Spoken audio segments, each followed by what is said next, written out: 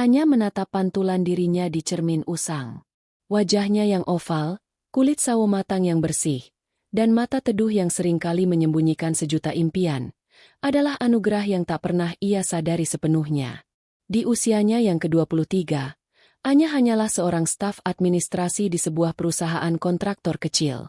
Gajinya pas-pasan, cukup untuk membantu orang tuanya di kampung dan menyambung hidup di kota metropolitan yang kejam ini. Impiannya sederhana, namun terasa begitu jauh.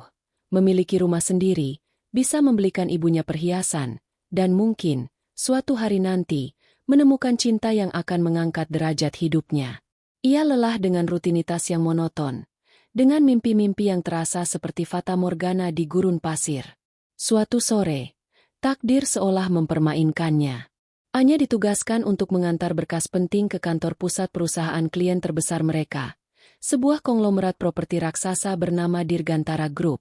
Gedung pencakar langit itu menjulang angkuh, mencerminkan kekuasaan dan kekayaan yang tak terhingga. Di lobi marmer yang dingin dan mewah, Anya merasa seperti setitik debu. Ia menunggu di ruang tunggu eksekutif, dikelilingi lukisan abstrak mahal dan aroma kopi Arabica yang pekat. Pintu ganda di hadapannya terbuka, dan seorang pria paruh baya melangkah keluar.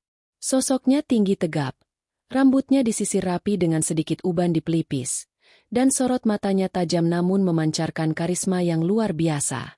Jas mahal yang membalut tubuhnya seolah berteriak, kekuasaan. Itulah Pak Dirgantara, pemilik Dirgantara Group, nama yang sering ia dengar dalam bisikan kagum rekan kerjanya. Anya menunduk hormat saat ia lewat. Namun mata Pak Dirgantara sempat menangkap sosok Anya. Sebuah senyum tipis terukir di bibirnya. Beberapa hari kemudian, Anya terkejut saat menerima panggilan telepon dari sekretaris Pak Dirgantara, memintanya untuk datang ke kantor Pak Dirgantara secara pribadi. Jantungnya berdebar. Apa yang salah? Apakah ada masalah dengan berkas yang ia antar? Namun, kekhawatirannya sirna saat Pak Dirgantara menyambutnya dengan senyum hangat dan secangkir teh melati. Anya, saya perhatikan kamu saat itu. Ada sesuatu yang menarik dari dirimu, ucap Pak Dirgantara. Suaranya dalam dan menenangkan. Ketulusan, mungkin? Atau kesederhanaan yang jarang saya temukan di lingkungan ini. Anya hanya bisa tersipu. Ia tak pernah menyangka seorang pria sekelas Pak Dirgantara akan memperhatikannya. Obrolan berlanjut, bukan tentang pekerjaan, melainkan tentang kehidupan Anya, impiannya, dan keluarganya. Pak Dirgantara mendengarkan dengan penuh perhatian. Sesekali menyelipkan pujian yang membuat pipi Anya merona. Anya, saya tidak akan berbohong, kata Pak Dirgantara, menatap lurus ke matanya. Saya sudah beristri. Tapi, ada kekosongan dalam hidup saya yang tidak bisa diisi. Saya butuh seseorang yang bisa memahami saya, yang bisa saya jadikan ratu di hati saya. Seseorang yang akan saya penuhi semua kebutuhannya, baik materi maupun perhatian. Hati Anya berdesir. Istri kedua? Pikiran itu langsung memunculkan citra negatif di benaknya. Namun, janji-janji Pak Dirgantara terdengar begitu membuai. Saya tidak akan menelantarkanmu. Kamu akan hidup dalam kemewahan. Tidak perlu lagi memikirkan kesulitan. Kamu akan saya ratukan. Kamu akan menjadi prioritas saya, di balik tirai yang hanya kita berdua tahu. Pak Dirgantara melukiskan gambaran kehidupan yang serba ada. Rumah mewah, mobil pribadi, kartu kredit tanpa batas, liburan ke luar negeri, perhiasan berkilauan. Ia bahkan berjanji akan membantu keluarga Anya, memastikan mereka hidup nyaman. Anya, yang selama ini berjuang keras hanya untuk bertahan hidup, merasa seperti ditawari sebuah keajaiban. Ia membayangkan ibunya tersenyum bangga, tidak lagi bekerja keras di ladang. Ia membayangkan dirinya mengenakan gaun-gaun indah, tidak lagi khawatir soal tagihan. Dilema besar melanda hati Anya. Di satu sisi, ia tahu ini salah secara moral. Masyarakat akan mencibirnya. Keluarganya mungkin tidak akan menerima. Ada rasa bersalah yang menggerogoti. Namun, di sisi lain, godaan kemewahan dan janji, diratukan, itu terlalu kuat. Ia lelah dengan kemiskinan. Lelah dengan impian yang tak kunjung terwujud. Bukankah setiap orang berhak bahagia dan hidup nyaman? Apakah ini kesempatan emas yang Tuhan berikan untuk mengubah nasibnya? Anya menghabiskan malam-malamnya dalam kegelisahan. Ia berbicara dengan hatinya, mencoba menimbang pro dan kontra.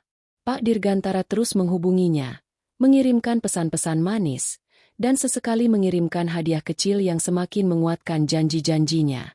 Ia tidak pernah menuntut, hanya menunjukkan seberapa besar ia membutuhkan Anya. "Saya hanya ingin kamu bahagia, Anya," bisik Pak Dirgantara suatu malam di telepon. "Saya bisa memberikan itu semua. Kamu hanya perlu percaya pada saya." Kata-kata itu, diiringi dengan kesepian yang selama ini ia rasakan, akhirnya meruntuhkan pertahanan Anya. Ia memejamkan mata, membayangkan dirinya hidup layaknya seorang putri, tidak lagi berjuang. Ia membayangkan dirinya menjadi ratu di hati seorang pria kaya dan berkuasa, meskipun itu berarti berbagi. Ia memilih untuk percaya pada janji manis itu, pada ilusi kebahagiaan yang ditawarkan. Dengan napas tertahan, Anya akhirnya mengucapkan kata, "Ya." Ia menerima pinangan Pak Dirgantara untuk menjadi istri kedua. Dalam benaknya, ia sudah melihat dirinya mengenakan mahkota tak terlihat, berjalan di atas karpet merah kemewahan, diratukan oleh pria yang berjanji akan menjadikannya segalanya. Ia tidak tahu bahwa tirai emas yang ia bayangkan sebenarnya adalah jaring laba-laba yang siap menjeratnya. Kenyataan akan segera menamparnya, jauh lebih keras dari yang bisa ia bayangkan. Ia hanyalah bayangan, bukan ratu, di balik kemegahan yang semu. Pernikahan Anya dan Pak Dirgantara berlangsung dalam kesunyian, jauh dari hingar-bingar pesta mewah yang sering ia lihat di majalah atau televisi. Tidak ada gaun pengantin menjuntai, tidak ada pelaminan megah, apalagi sorak-sorai tamu undangan. Hanya ada mereka berdua, seorang penghulu, dan dua orang saksi bisu yang wajahnya tampak asing bagi Anya. Akad nikah dilakukan di sebuah villa pribadi milik Pak Dirgantara di Puncak, dikelilingi taman asri yang seolah menjadi satu-satunya saksi bisu janji suci yang terucap. Anya mengenakan kebaya sederhana berwarna krem, rambutnya disanggul rapi. Pak Dirgantara, dengan setelan batik sutra, tampak tenang dan berwibawa. "Mulai hari ini, kamu adalah istri saya, Anya," bisik Pak Dirgantara setelah ijab kabul selesai, menggenggam tangan Anya erat. Senyumnya menenangkan, seolah meyakinkan Anya bahwa semua akan baik-baik saja, bahwa ia telah membuat keputusan yang tepat. Anya membalas genggaman itu, jantungnya berdebar antara haru, cemas, dan secercah harapan. Ia mencoba menepis bayangan tentang bagaimana reaksi orang tuanya jika tahu, atau bagaimana nasib istri pertama Pak Dirgantara. Fokusnya kini hanya pada janji, diratukan, yang terngiang-ngiang di telinganya. Setelah upacara singkat itu, Pak Dirgantara mengajak Anya ke sebuah rumah mewah di kawasan elit Jakarta Selatan. Rumah itu berdiri megah, dengan arsitektur modern minimalis, kolam renang di halaman belakang, dan taman depan yang terawat sempurna. "Ini rumahmu, Anya. Rumah kita," ucap Pak Dirgantara, menyerahkan kunci dengan ukiran logo khusus. "Semua yang kamu butuhkan ada di sini. Pembantu, sopir, semua sudah saya siapkan." Anya melangkah masuk, terkesima.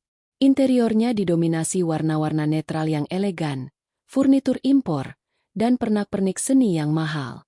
Kamar tidur utama sangat luas, dengan ranjang berukuran king yang empuk, lemari pakaian sebesar kamar kosnya dulu, dan kamar mandi marmer dengan jacuzzi. Ini jauh melampaui impian rumah sederhananya. Ia merasa seperti Cinderella yang baru saja menemukan istananya. Ini adalah awal dari kehidupan barunya. Kehidupan seorang ratu, seperti yang dijanjikan. Beberapa minggu pertama setelah pernikahan, kehidupan Anya terasa seperti mimpi. Pak Dirgantara sering datang, tidak setiap hari memang, tapi cukup sering untuk membuat Anya merasa diperhatikan. Ia akan datang di malam hari, membawa bunga, atau sekadar duduk menemani Anya makan malam yang disiapkan koki pribadi. Obrolan mereka ringan, diselingi tawa dan cerita. Pak Dirgantara selalu punya cara untuk membuat Anya merasa istimewa. Ia akan membelai rambut Anya dengan lembut, menatapnya dengan sorot mata penuh kasih, dan berjanji akan selalu ada untuknya. "Bagaimana, Anya? Kamu suka rumah ini?" tanya Pak Dirgantara suatu malam, saat mereka duduk di tepi kolam renang, bintang-bintang bertaburan di langit Jakarta. "Sangat suka, Pak Dirgantara. Ini lebih dari yang saya bayangkan," jawab Anya tulus. "Jangan panggil Pak Dirgantara lagi. Panggil Mas Dirga saja," katanya sambil tersenyum. "Kamu istriku sekarang." Kata istriku itu terasa begitu manis di telinga Anya, mengikis sedikit demi sedikit keraguan yang pernah ada. Ia merasa aman, dicintai, dan dihargai. Pak Dirgantara juga tak segan memberinya kartu kredit dengan limit fantastis. "Belanjalah apa saja yang kamu mau, Anya. Kamu pantas mendapatkannya," ujarnya. Anya, yang dulu harus berhemat mati-matian, kini bisa membeli tas desainer, sepatu mahal, dan pakaian-pakaian indah tanpa perlu melihat label harga. Ia juga sering mengirimkan uang untuk orang tuanya di kampung, membuat mereka takjub dan bangga. "Kamu benar-benar diratukan, Nak," kata ibunya di telepon, suaranya penuh haru. "Syukurlah kamu bertemu orang baik." Pujian dari ibunya semakin menguatkan keyakinan Anya. Ini adalah kebahagiaan. Ini adalah hidup yang ia impikan. Ia mulai terbiasa dengan kemewahan, dengan kehadiran para pelayan yang siap sedia, dengan mobil mewah yang selalu menunggunya. Ia bahkan mulai belajar memasak hidangan-hidangan baru, berharap bisa menyenangkan hati Mas Dirga saat ia berkunjung. Namun, di balik semua kemewahan dan perhatian itu, benih keraguan mulai tumbuh, sangat halus, nyaris tak terasa. Mas Dirga tidak pernah menginap. Ia selalu pulang sebelum subuh, dengan alasan ada urusan penting atau rapat pagi. Awalnya Anya memaklumi, menganggap itu bagian dari kesibukan seorang pengusaha besar. Ia juga tidak pernah dikenalkan kepada teman-teman Mas Dirga, apalagi rekan bisnisnya. Lingkaran sosialnya tetap terbatas pada para pelayan di rumah dan sesekali sopir yang mengantarnya berbelanja. "Mas Dirga, kapan kita bisa liburan berdua?" tanya Anya suatu hari, saat Mas Dirga tampak terburu-buru. "Nanti, sayang. Jadwal saya sangat padat. Banyak proyek besar yang harus saya tangani," jawab Mas Dirga, mencium kening Anya sekilas sebelum bergegas pergi. "Kamu nikmati saja rumah ini, ya? Kalau bosan, belanja saja." Anya mengangguk, mencoba memahami. Ia tahu Mas Dirga adalah orang penting. Tapi, terkadang, ia merasa seperti menunggu. Menunggu kedatangan Mas Dirga, menunggu teleponnya, menunggu janji-janji yang belum terwujud. Ada rasa sepi yang mulai menyelinap di sela-sela kemewahan. Rumah sebesar ini, yang seharusnya menjadi istananya, terkadang terasa terlalu luas dan hampa saat ia sendirian. Suatu malam, saat Mas Dirga sedang bersamanya, ponselnya berdering. Mas Dirga melihat nama di layar. Raut wajahnya sedikit berubah.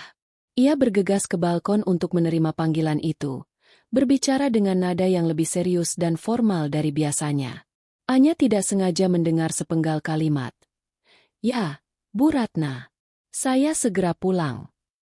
Bu Ratna. Nama itu mengusik Anya. Ia tahu itu adalah nama istri pertama Mas Dirga. Selama ini, Anya berusaha tidak memikirkannya. Ia percaya pada janji Mas Dirga bahwa ia akan menjadi prioritas. Tapi, mendengar nama itu disebut dengan nada yang begitu akrab, membuat hatinya sedikit mencelos. Mas Dirga kembali dengan senyum yang sedikit dipaksakan. "Maaf, sayang. Ada urusan mendadak di kantor. Saya harus segera pergi." Anya mengangguk, mencoba tersenyum. "Tidak apa-apa, Mas." Setelah Mas Dirga pergi, Anya duduk termenung. Ia melihat sekeliling rumah mewahnya. Semua ada. Pakaian mahal, perhiasan, makanan lezat. Tapi, mengapa ada rasa tidak nyaman yang mulai menggerogoti? Apakah ini yang dimaksud dengan tirai yang hanya kita berdua tahu? Tirai yang menyembunyikan dirinya dari dunia luar, dari kehidupan Mas Dirga yang sebenarnya? Ia mencoba menepis pikiran-pikiran negatif itu. Ini hanya awal, Pikirnya, Mas Dirga pasti akan menepati janjinya. Ia akan benar-benar diratukan. Ia hanya perlu bersabar. Namun, benih keraguan itu sudah tertanam. Dan di balik indahnya awal yang menipu ini, kenyataan pahit perlahan mulai menampakkan dirinya, menunggu waktu yang tepat untuk menghantam Anya. Bulan-bulan berlalu, dan pola kunjungan Mas Dirga mulai berubah. Jika di awal pernikahan ia bisa datang 3 hingga 4 kali seminggu, kini frekuensinya semakin berkurang. 2 kali seminggu, lalu sekali seminggu, dan terkadang, bahkan hanya sekali dalam 2 minggu. Teleponnya pun tidak selalu dijawab. Seringkali, Anya hanya bisa meninggalkan pesan suara, yang terkadang dibalas dengan singkat. Maaf, sayang, sedang rapat. Atau, nanti saya telepon balik. Kata, nanti, itu seringkali berarti tidak sama sekali. Anya mencoba memahami. Ia tahu Mas Dirga adalah seorang pengusaha besar, tentu sangat sibuk. Ia mencoba meyakinkan dirinya bahwa ini adalah hal yang wajar. Namun, rasa sepi di rumah sebesar itu semakin menjadi-jadi. Dulu, kemewahan adalah pelipur lara. Kini, kemewahan itu terasa seperti sangkar berlapis emas yang mengurungnya. Ia memiliki segalanya, kecuali kehadiran Mas Dirga yang ia harapkan. Suatu sore, Anya iseng membuka akun media sosial. Ia melihat sebuah unggahan dari akun berita hiburan terkemuka. Sebuah foto besar menampilkan Mas Dirga, tersenyum lebar, menggandeng tangan seorang wanita anggun yang mengenakan gaun malam mewah. Wanita itu adalah Bu Ratna, istri pertama Mas Dirga. Mereka tampak serasi, menghadiri sebuah acara amal bergengsi. Caption di bawah foto itu memuji, pasangan harmonis dan dermawan, Bapak Dirgantara dan Ibu Ratna, yang selalu menjadi inspirasi bagi banyak orang. Jantung Anya berdesir. Ia melihat senyum Mas Dirga di foto itu, senyum yang sama yang sering ia dapatkan. Namun kali ini, senyum itu ditujukan untuk wanita lain, di depan publik, tanpa sembunyi-sembunyi. Ia melihat tangan Mas Dirga yang menggenggam erat tangan Bu Ratna, seolah dunia harus tahu betapa mereka adalah pasangan yang sempurna. Sebuah rasa perih menusuk dadanya. Ini adalah bayangan istri pertama yang mulai menghantuinya. Anya mulai mencari tahu lebih banyak tentang Bu Ratna. Dari artikel-artikel berita dan unggahan di media sosial, ia menemukan bahwa Bu Ratna bukan hanya seorang istri pengusaha, tetapi juga seorang wanita karir yang sukses di bidang sosial dan filantropi. Ia adalah ketua Yayasan Amal, sering menjadi pembicara di seminar-seminar, dan memiliki jaringan sosial yang luas. Foto-foto di media sosial menunjukkan Bu Ratna selalu berada di sisi Mas Dirga dalam setiap acara penting, baik bisnis maupun sosial. Mereka adalah pasangan ideal di mata masyarakat. Anya membandingkan dirinya dengan Bu Ratna. Bu Ratna adalah wanita terhormat, diakui, dan dicintai oleh banyak orang. Ia memiliki status, karir, dan kehidupan sosial yang aktif. Sementara Anya, ia hanyalah istri kedua, yang keberadaannya dirahasiakan. Ia tidak memiliki karir, tidak ada teman, dan hidupnya terisolasi di balik tembok-tembok mewah ini. Ia mulai merasa ada yang kurang dari dirinya. Ia merasa seperti bayangan, tidak nyata, tidak memiliki identitas yang kuat di dunia luar. Rasa cemburu mulai tumbuh, perlahan namun pasti. Kecemburuan itu bukan hanya pada perhatian Mas Dirga, tetapi juga pada status dan pengakuan yang dimiliki Bu Ratna. Anya ingat janji Mas Dirga. Kamu akan saya ratukan. Tapi ratu macam apa yang harus bersembunyi? Ratu macam apa yang tidak bisa tampil di depan umum bersama suaminya? Suatu hari, Anya memberanikan diri bertanya pada Mas Dirga. Mas, saya lihat foto Mas dan Bu Ratna di media sosial. Kalian terlihat sangat serasi. Mas Dirga tersenyum tipis, sedikit kaku. Oh, itu hanya acara formal, sayang. Tuntutan pekerjaan. Tapi, Mas tidak pernah mengajak saya ke acara seperti itu. Anya mencoba menahan nada suaranya agar tidak terdengar menuntut. Kamu tahu kan, Anya, status kita ini harus dijaga. Tidak semua orang bisa menerima. Saya tidak ingin kamu terluka, jawab Mas Dirga. Suaranya terdengar lembut, namun ada nada penghindaran di sana. Lagi pula, saya kan sudah memberikan semua yang kamu butuhkan di sini. Bukankah kamu bahagia? Kata-kata itu membuat Anya terdiam. Bahagia? Ia memiliki kemewahan. Ya, tapi apakah itu kebahagiaan sejati? Ia merasa seperti membeli kebahagiaan dengan mengorbankan harga dirinya. Ia berusaha menepis rasa cemburu itu, mengingat janjinya pada diri sendiri untuk tidak menuntut banyak. Ia telah memilih jalan ini, dan ia harus menerima konsekuensinya. Namun, bayangan Bu Ratna terus menghantuinya.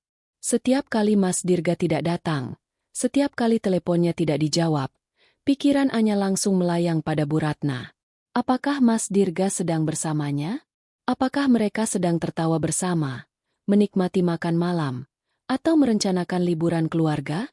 Anya mulai merasa seperti seorang aktris dalam drama yang tidak ia inginkan. Ia harus berpura-pura baik-baik saja, berpura-pura bahagia dengan kemewahan yang ia miliki, padahal hatinya semakin hampa. Ia sering menghabiskan waktu di kamar, menatap langit-langit, bertanya-tanya apakah ini yang ia inginkan. Ia telah meninggalkan kehidupannya yang sederhana, namun penuh kebebasan, demi sangkar emas ini. Suatu malam, ia melihat mobil Mas Dirga melaju pergi dari rumahnya. Ia berdiri di jendela, menatap lampu belakang mobil yang perlahan menjauh, menghilang di kegelapan malam. Ia tahu kemana Mas Dirga pergi. Ia akan kembali ke rumahnya yang sah, ke istri pertamanya yang diakui, ke kehidupannya yang sempurna di mata dunia. Dan Anya, ia akan tetap di sini, di rumah megah ini, sendirian, menjadi bayangan yang tak terlihat, diratukan hanya dalam imajinasinya sendiri. Rasa cemburu itu kini bukan lagi terselubung, melainkan mulai membakar hatinya, perlahan namun pasti, menyadari bahwa ia telah membuat kesalahan besar. Rumah megah di Jakarta Selatan itu, yang dulu terasa seperti istana impian, kini perlahan berubah menjadi sangkar emas bagi Anya. Dinding-dinding marmer yang dingin, perabotan mewah yang tak pernah ia sentuh selain untuk membersihkan debu, dan kolam renang yang airnya selalu jernih namun tak pernah ia gunakan, semuanya terasa hampa. Kehadiran Mas Dirga semakin jarang, seperti tetesan embun di musim kemarau. Seminggu bisa berlalu tanpa kabar, tanpa telepon. Hanya pesan singkat dari sekretarisnya yang mengabarkan bahwa Mas Dirga sedang sibuk di luar kota atau ada pertemuan penting. Anya memiliki segalanya secara materi. Kartu kreditnya tak pernah kosong. Ia bisa membeli apa saja yang ia inginkan. Pakaian-pakaian desainer menumpuk di lemarinya. Perhiasan berkilauan memenuhi kotak penyimpanan. Setiap pagi, pelayan rumah akan menyiapkan sarapan favoritnya, dan sopir selalu siap mengantarnya kemanapun ia mau. Namun, semua itu terasa seperti topeng yang menutupi kekosongan di hatinya. Ia merindukan obrolan ringan, tawa lepas, atau sekadar kehadiran seseorang yang bisa ia ajak berbagi cerita. Janji-janji Mas Dirga tentang waktu berkualitas bersama, liburan romantis ke luar negeri, atau dikenalkan kepada teman-temannya, kini terasa seperti dongeng pengantar tidur yang tak pernah menjadi kenyataan. Setiap kali Anya mencoba menyinggungnya, Mas Dirga akan mengelak dengan alasan pekerjaan yang menumpuk atau jadwal yang padat. Nanti, sayang, kita pasti akan punya waktu. Saya sedang mengurus proyek besar yang menyita banyak perhatian. Selalu begitu jawabannya. Kata, nanti, itu kini terdengar seperti janji palsu yang berulang. Anya mulai merasa terisolasi.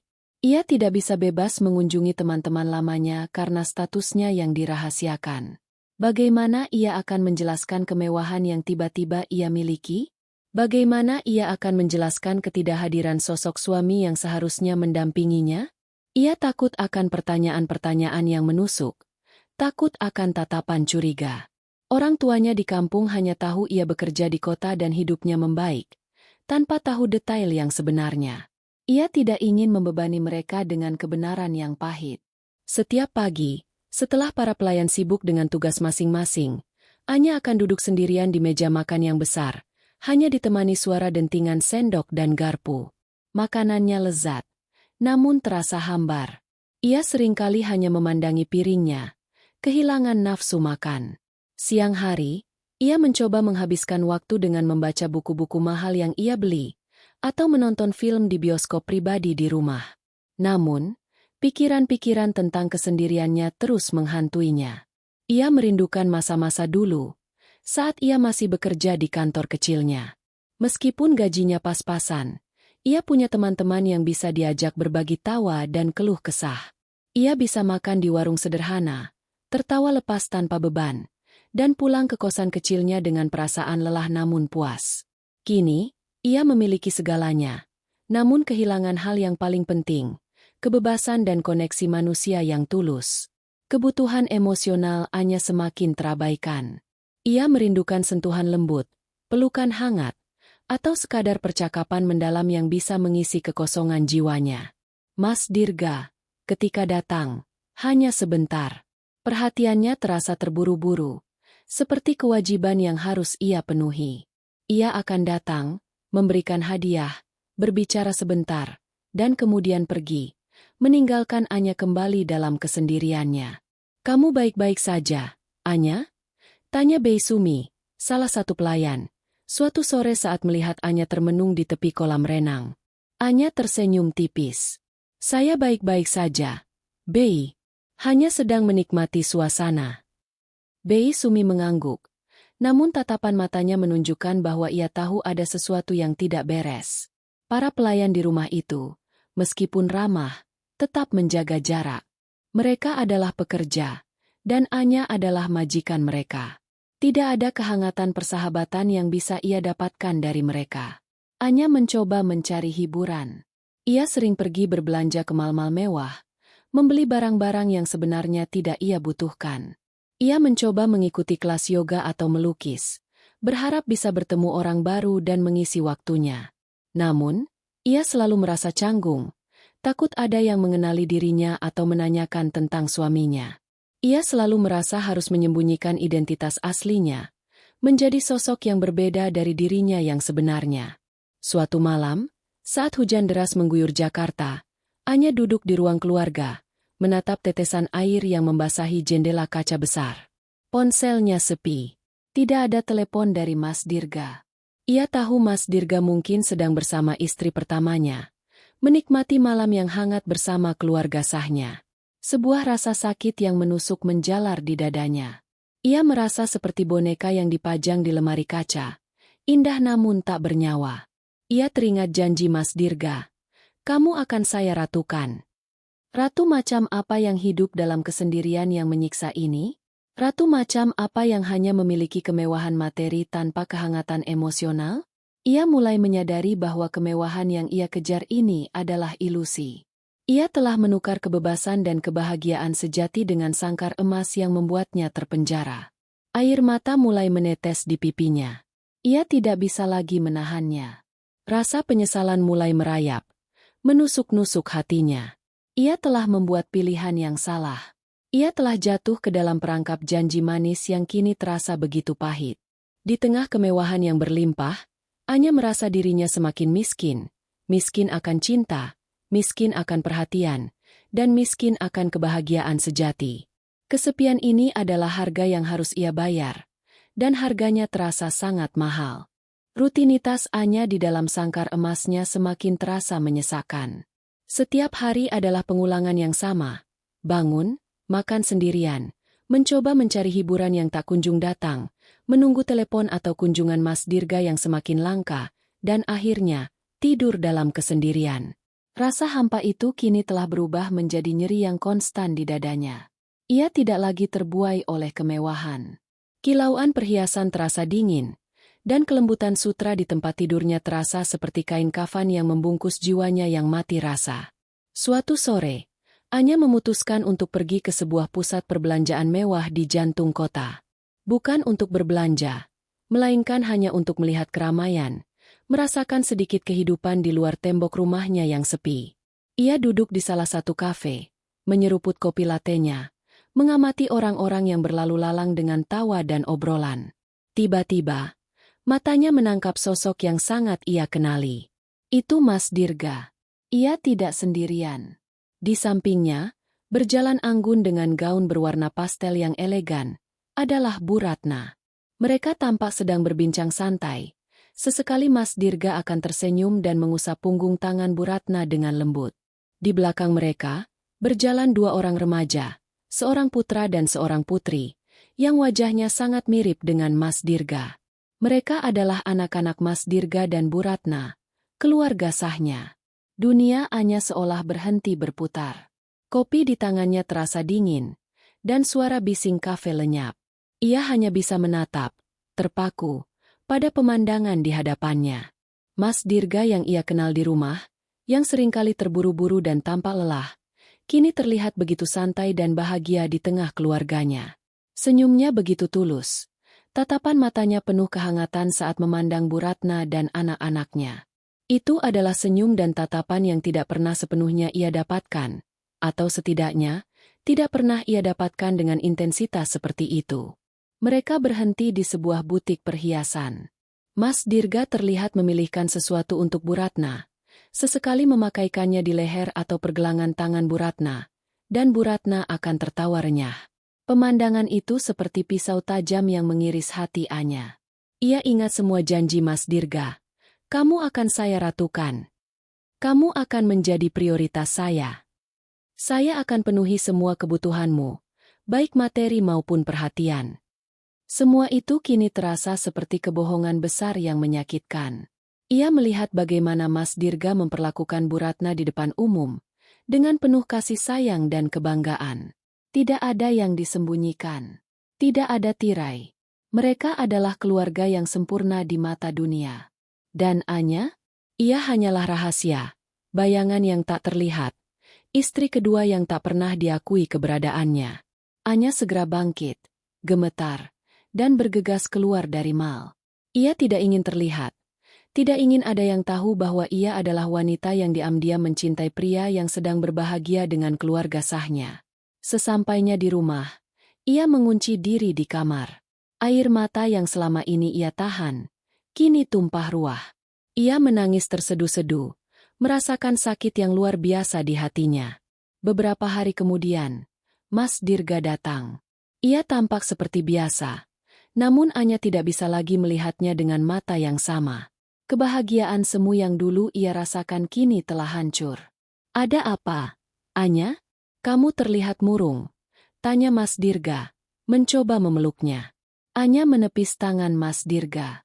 Mas, saya melihatmu di mal kemarin, dengan Bu Ratna dan anak-anakmu. Wajah Mas Dirga langsung berubah.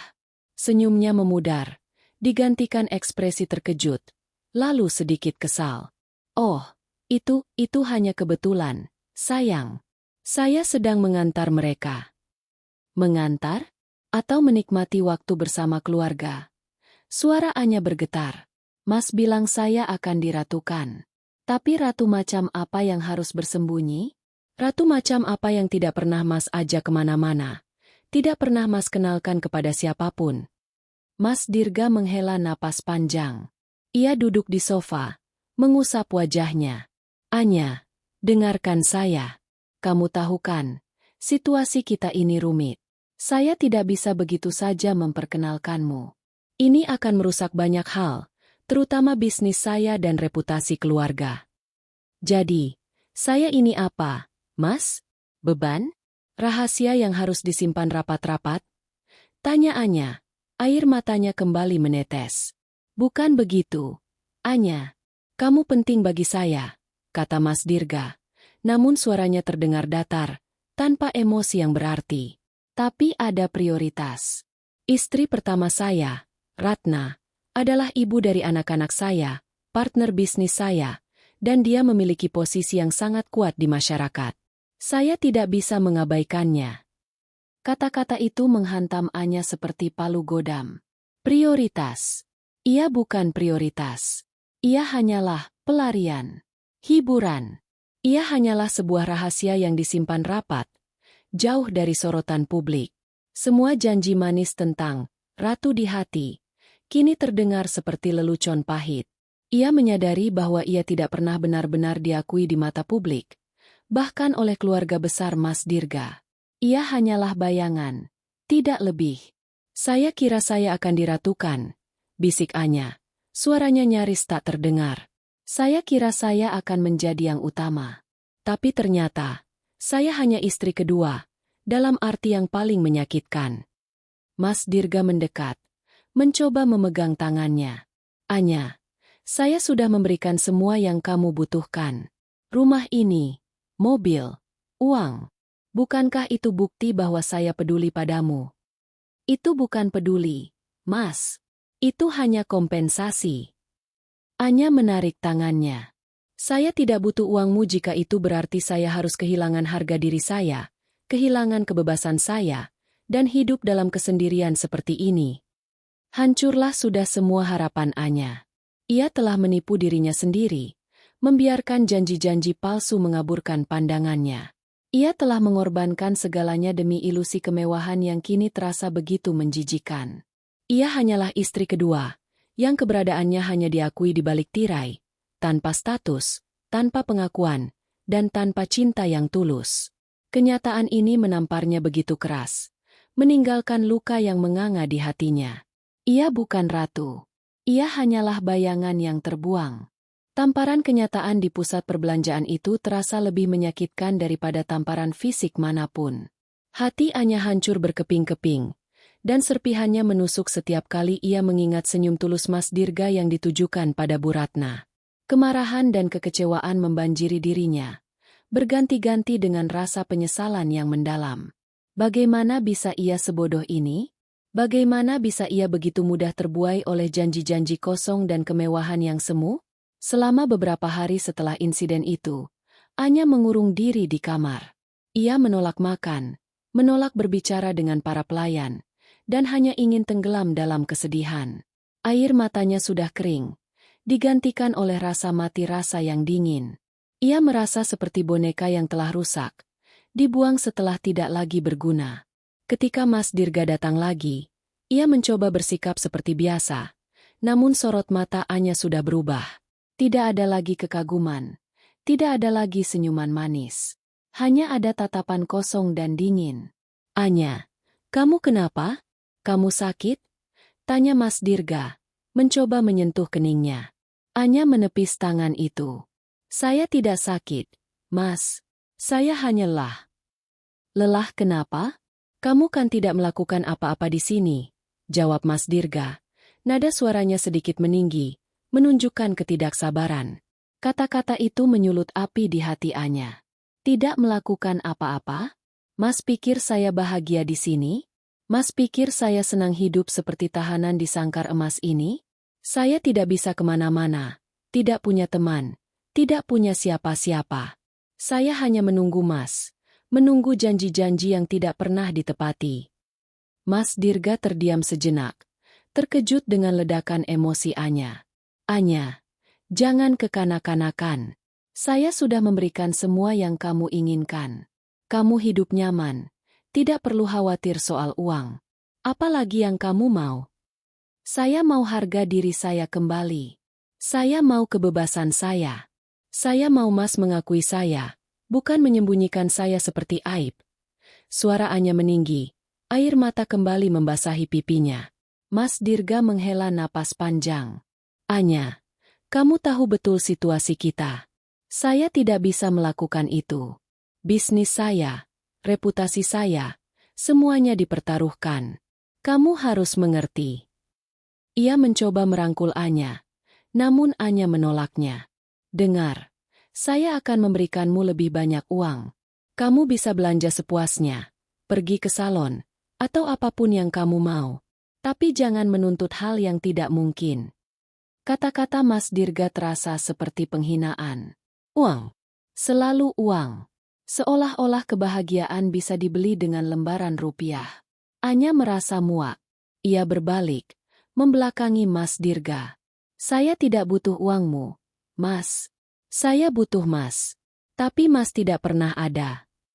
Mas Dirga terdiam. Ia tahu ia tidak bisa membantah.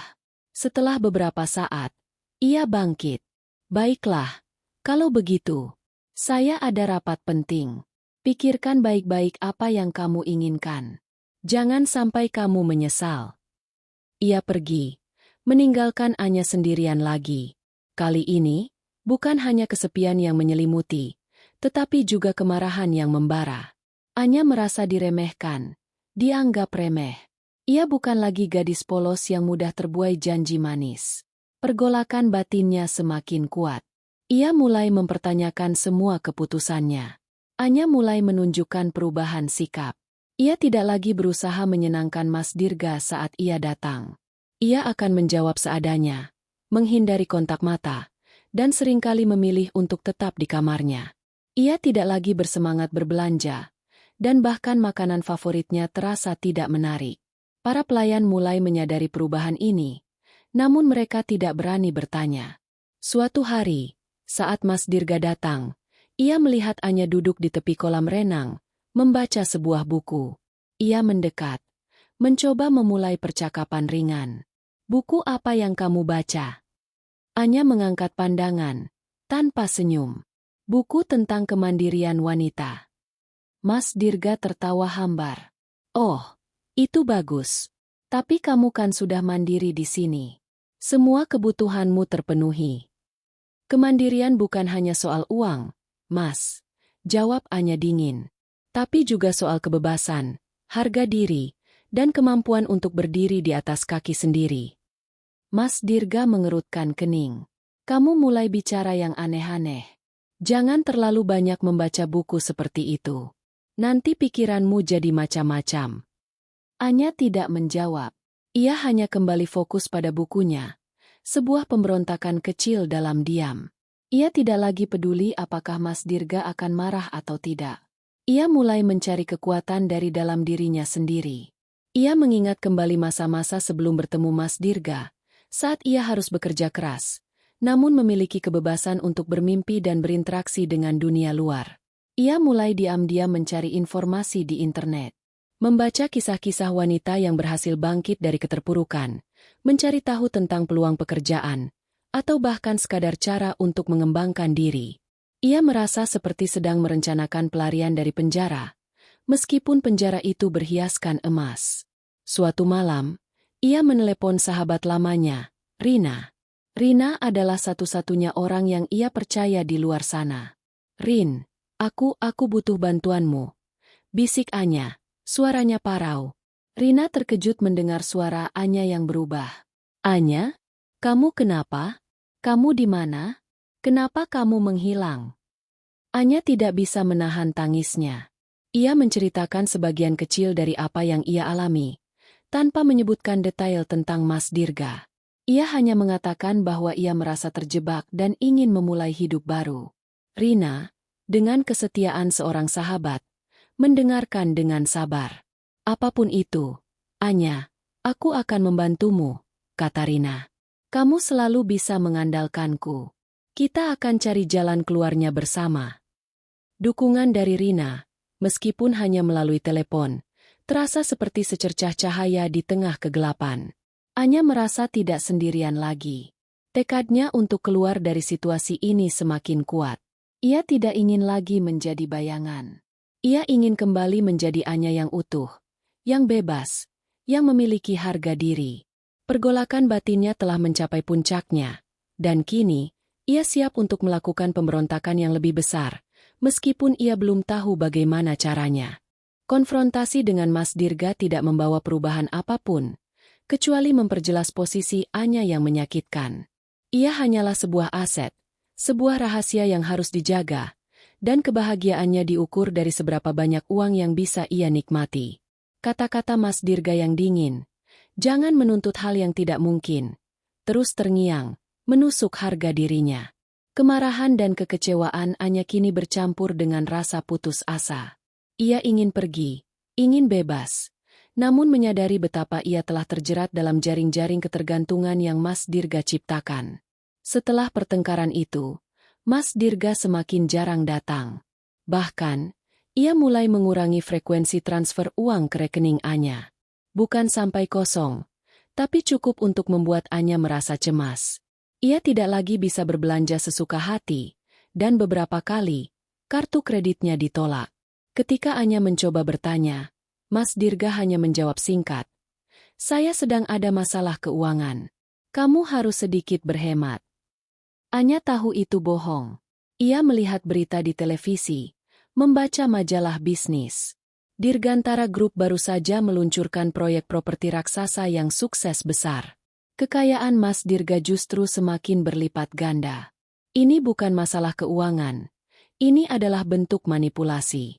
Mas Dirga menggunakan uang sebagai alat kontrol, sebagai rantai tak terlihat yang mengikat Anya.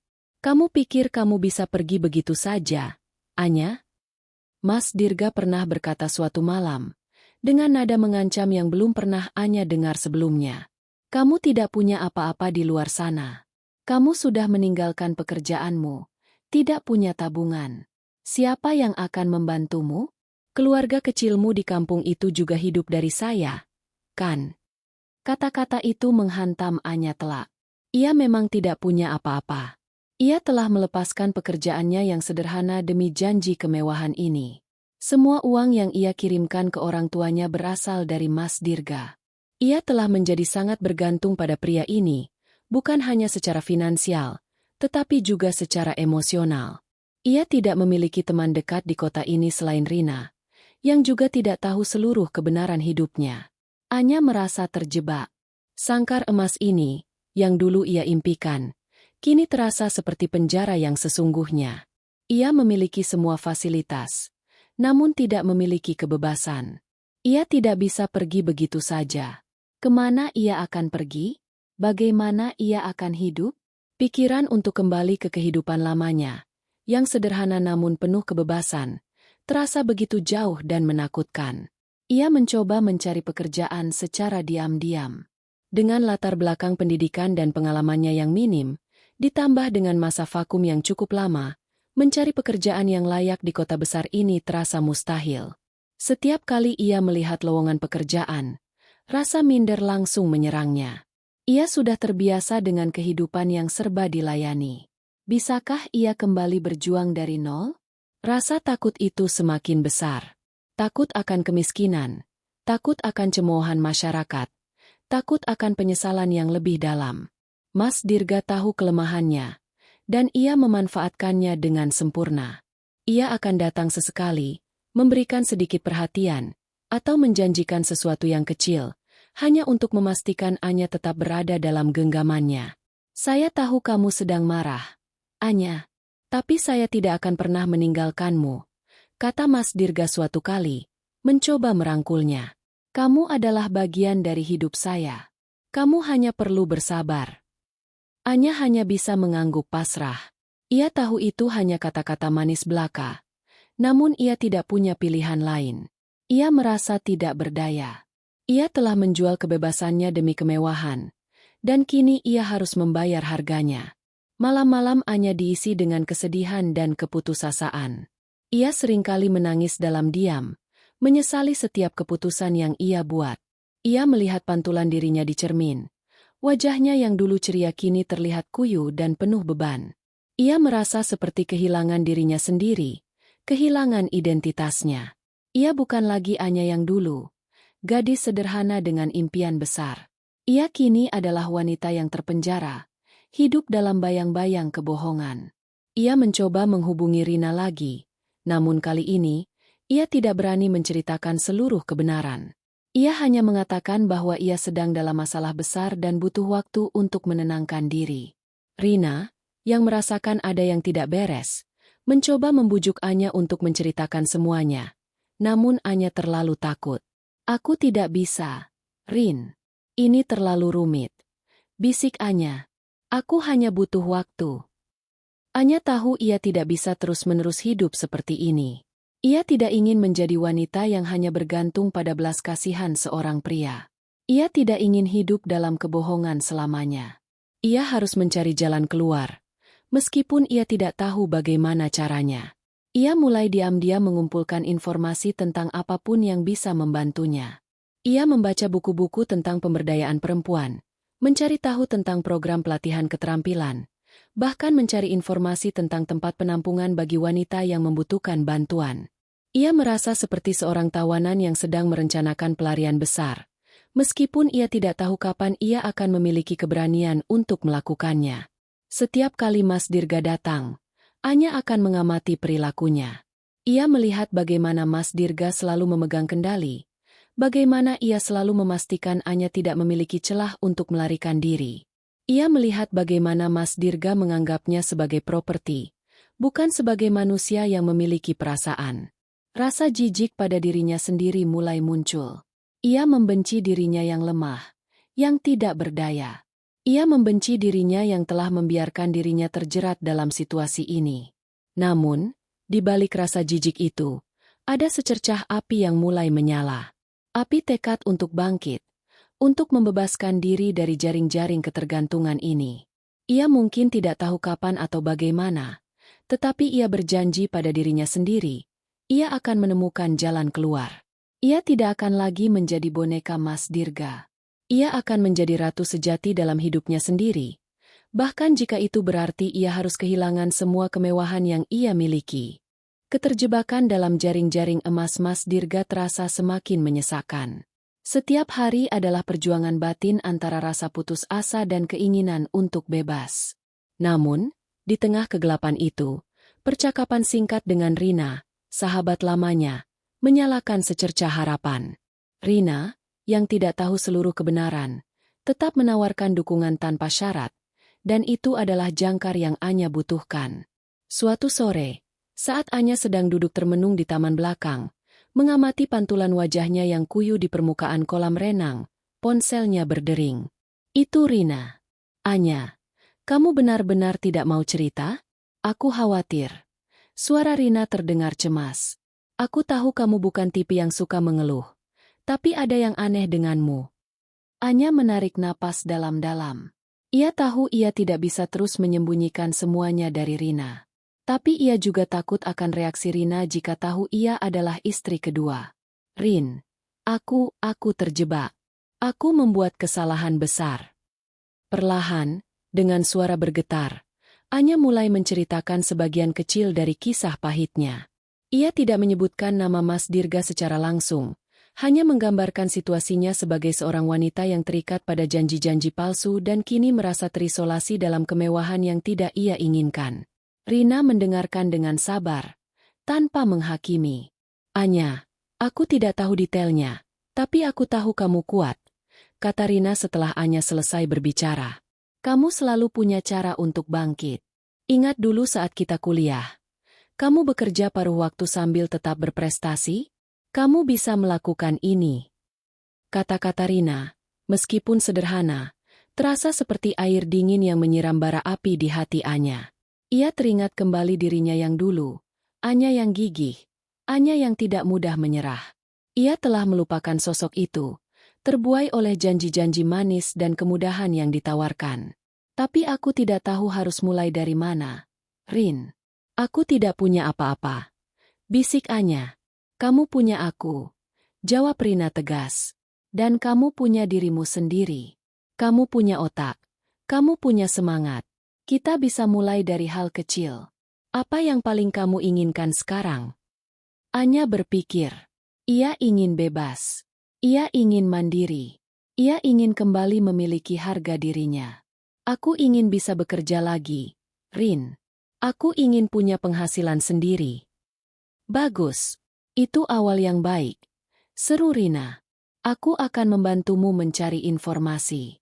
Mungkin ada kursus online atau pelatihan keterampilan yang bisa kamu ikuti dari rumah. Sejak percakapan itu, secercah harapan mulai menyelinap ke dalam hati Anya. Ia tidak lagi merasa sendirian.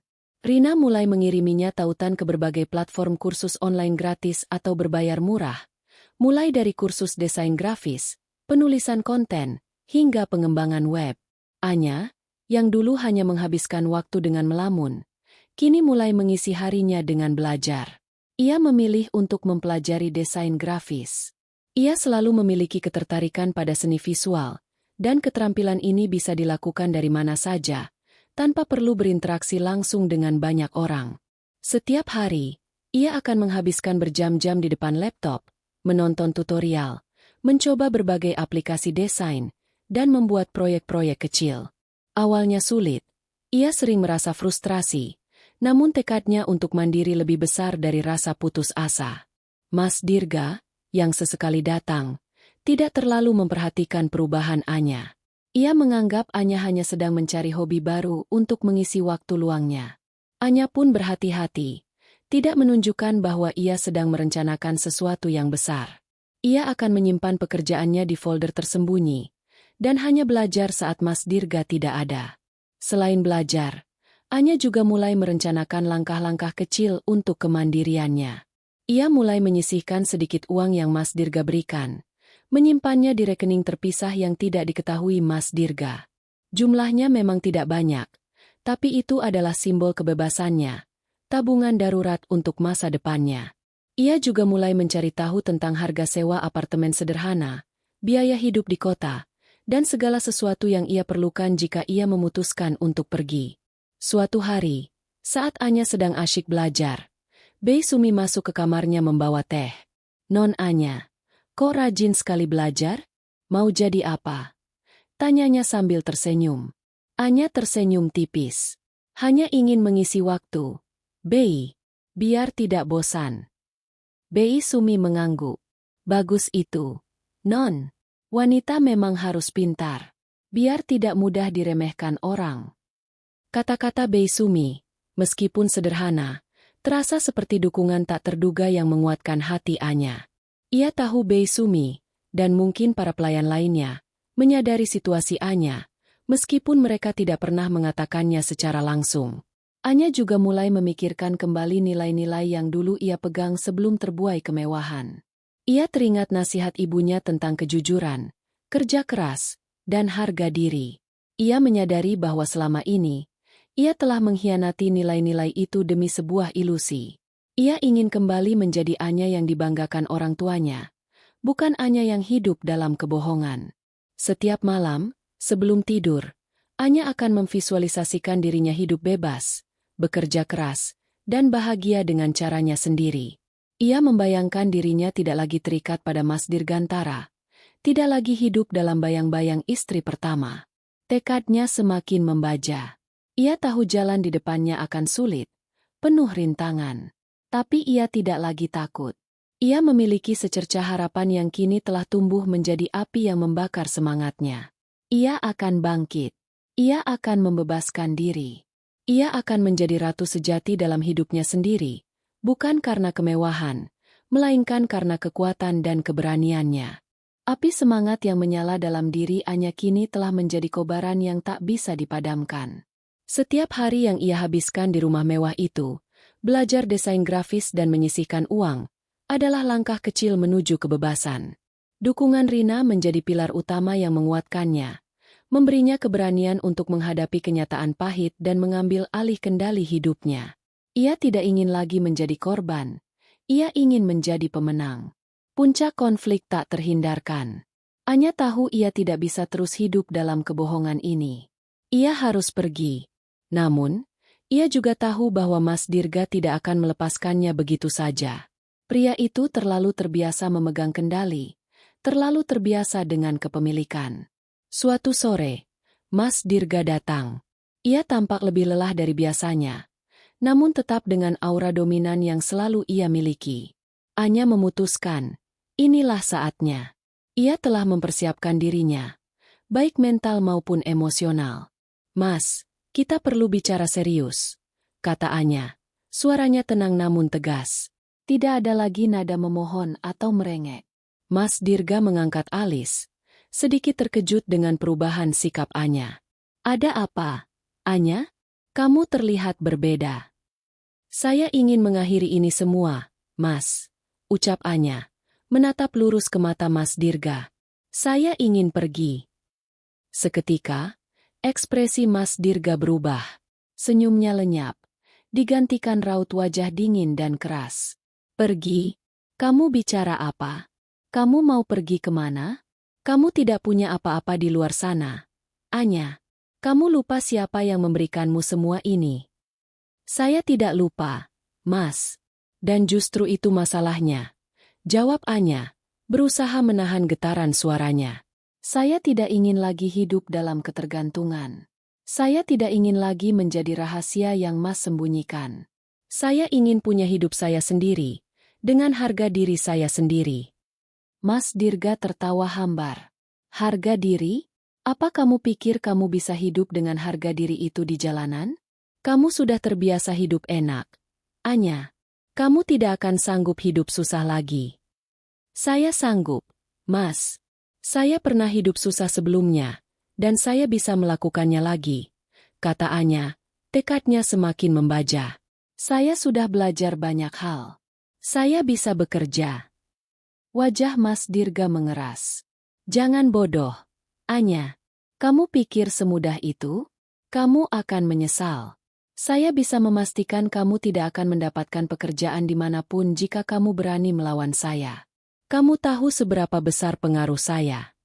Ancaman itu membuat jantung Anya berdebar kencang. Namun ia tidak gentar. Ia telah mempersiapkan diri untuk ini. Saya tidak takut, Mas. Saya lebih takut hidup dalam kebohongan dan kesendirian ini selamanya. Mas Dirga bangkit, melangkah mendekat. Dengar, Anya, jangan membuat keputusan yang akan kamu sesali. Saya bisa memberikanmu lebih banyak lagi. Rumah ini, mobil, uang, apapun yang kamu mau. Asal kamu tetap di sini, di sisi saya. Saya tidak butuh itu semua jika saya harus kehilangan diri saya sendiri. Jawab Anya, mundur selangkah. Saya tidak bisa lagi. Mas, saya tidak bahagia. Bahagia? Apa yang kamu tahu tentang kebahagiaan? Mas Dirga mencibir. Kamu pikir kebahagiaan itu hanya tentang cinta-cintaan picisan? Kebahagiaan itu butuh uang, Anya. Dan saya bisa memberikannya padamu. Konfrontasi itu memanas. Mas Dirga mencoba membujuk, mengancam, bahkan menyentuh Anya dengan paksa, seolah ingin menunjukkan kekuasaannya. Namun, Anya menepisnya dengan kuat. Ia telah melihat sisi gelap Mas Dirga, sisi yang selama ini tersembunyi di balik senyum manis dan janji-janji palsu. Saya akan pergi, Mas, kata Anya. Suaranya kini penuh keberanian. Saya akan mengurusnya sendiri. Mas Dirga terdiam, menatap Anya dengan tatapan dingin. Baiklah, kalau itu maumu. Tapi jangan harap kamu bisa mengambil apapun dari sini. Dan jangan harap kamu bisa kembali lagi. Malam itu, Anya tidak tidur. Ia mengemasi barang-barang pribadinya yang paling penting, beberapa pakaian sederhana, laptopnya yang berisi semua hasil belajarnya, dan sedikit uang tunai yang ia sisihkan. Ia tidak mengambil perhiasan atau barang mewah lainnya. Ia ingin pergi dengan tangan kosong, namun dengan harga diri yang utuh. Sebelum fajar menyingsing, saat rumah masih sepi, Anya menyelinap keluar. Ia memanggil taksi online yang sudah ia pesan sebelumnya. Di gerbang rumah, ia menoleh ke belakang, menatap megahnya bangunan itu untuk terakhir kalinya. Tidak ada lagi rasa kagum, hanya rasa lega yang luar biasa. Ia telah melepaskan belenggu emas yang selama ini mengikatnya. Taksi melaju di jalanan Jakarta yang masih sepi. Anya mengeluarkan ponselnya dan menghubungi Rina. Rin, aku sudah keluar. Aku butuh tumpangan. Rina, yang sudah berjaga-jaga, langsung menjawab. Aku di jalan. Anya, aku akan menjemputmu. Dukungan Rina terasa begitu nyata. Ia tidak sendirian. Ia memiliki seseorang yang peduli padanya, yang tidak melihatnya sebagai aset atau rahasia, melainkan sebagai seorang sahabat. Air mata kembali menetes di pipi Anya. Namun kali ini, itu adalah air mata kelegaan dan harapan. Ia tahu jalan di depannya akan sulit. Ia harus memulai semuanya dari nol. Ia tidak memiliki pekerjaan tetap, tidak memiliki tempat tinggal sendiri. Namun, ia merasa lebih bebas, lebih ringan, daripada yang pernah ia rasakan di dalam sangkar emas itu. Ia telah mengambil langkah berani menuju kebebasan, meninggalkan kemewahan yang semu demi mencari kebahagiaan sejati. Ia telah melepaskan ketergantungan, dan kini, ia siap menghadapi dunia dengan kekuatan dan keberanian yang baru ia temukan. Ini adalah awal dari babak baru dalam hidupnya.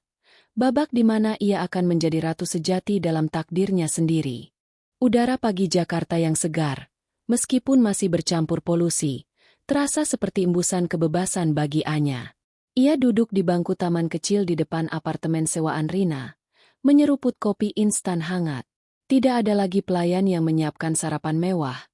Tidak ada lagi mobil pribadi yang menunggunya. Ia hanya punya Rina, laptopnya, dan tekad membara untuk membangun kembali hidupnya dari nol. Rina menyambut Anya dengan pelukan hangat dan senyum tulus. "Kamu berani sekali, Anya. Aku bangga padamu." Anya hanya bisa tersenyum tipis. "Aku tidak punya pilihan lain, Rin. Aku tidak bisa terus hidup seperti itu." Beberapa minggu pertama adalah masa-masa yang sulit. Anya harus beradaptasi kembali dengan kehidupan sederhana.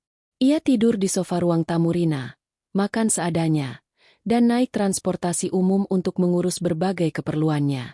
Rasa lelah fisik seringkali menyerang, namun kelelahan batin yang dulu ia rasakan di rumah Mas Dirga jauh lebih menyiksa.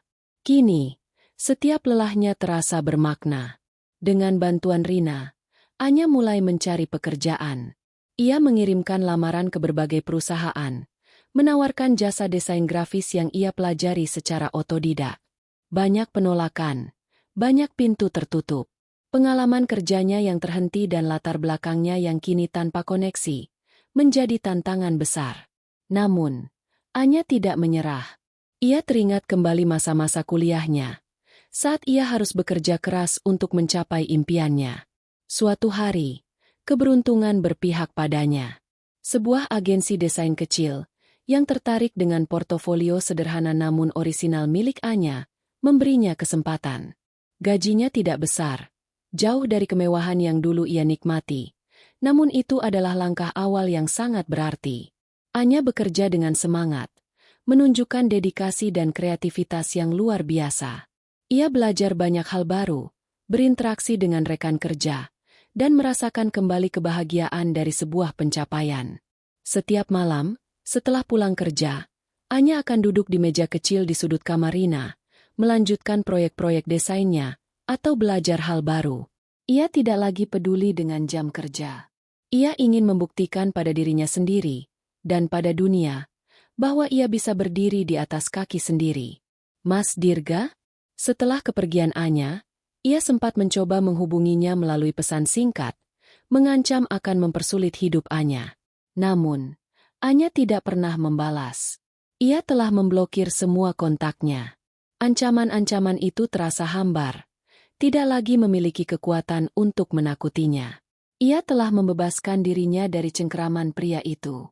Anya merefleksikan pelajaran pahit yang ia dapatkan. Ia menyadari betapa naifnya ia dulu, terbuai oleh janji manis dan kilauan harta. Ia telah menukar kebebasan, harga diri, dan kebahagiaan sejati dengan sangkar emas yang membuatnya terpenjara. Namun, pengalaman itu juga membentuknya menjadi pribadi yang lebih kuat, bijaksana, dan mandiri. Ia belajar bahwa kebahagiaan sejati tidak bisa dibeli dengan uang, melainkan ditemukan dalam kemandirian, ketenangan batin, dan hubungan yang tulus. Hubungannya dengan Rina semakin erat. Rina bukan hanya sahabat, tetapi juga keluarga. Mereka seringkali menghabiskan malam dengan bercerita, tertawa, atau sekadar menonton film murahan. Kebahagiaan Anya kini terasa begitu sederhana, namun sangat murni. Ia bisa tertawa lepas tanpa beban, tanpa harus menyembunyikan identitasnya, tanpa harus berpura-pura. Beberapa bulan kemudian, Anya berhasil mengumpulkan cukup uang untuk menyewa apartemen kecilnya sendiri. Sebuah studio mungil di pinggir kota, dengan jendela yang menghadap ke pemandangan kota yang ramai. Itu bukan rumah mewah, tapi itu adalah rumahnya sendiri, hasil dari kerja kerasnya. Ia mendekorasi apartemen itu dengan sederhana, namun penuh cinta. Setiap sudutnya mencerminkan kepribadiannya, kebebasannya. Suatu sore, saat Anya sedang menikmati secangkir teh di balkon apartemennya, ponselnya berdering. Itu ibunya. "Nak, bagaimana kabarmu? Ibu dengar kamu sudah punya rumah sendiri." Suara ibunya terdengar bangga. Anya tersenyum. "Iya, Bu. Ini rumah kecil, tapi ini hasil kerja keras Anya sendiri." "Syukurlah, Nak. Ibu bangga padamu," kata ibunya. "Kamu memang anak yang kuat." Pujian dari ibunya terasa lebih berharga daripada berlian manapun yang pernah diberikan Mas Dirga. Ia telah kembali menjadi Anya yang dibanggakan orang tuanya, Anya yang jujur pada dirinya sendiri. Anya tidak lagi mencari cinta atau status dari orang lain. Ia menemukan kepuasan dalam hidupnya sendiri, dalam pekerjaannya, dalam persahabatannya dengan Rina, dan dalam kebebasan yang ia miliki.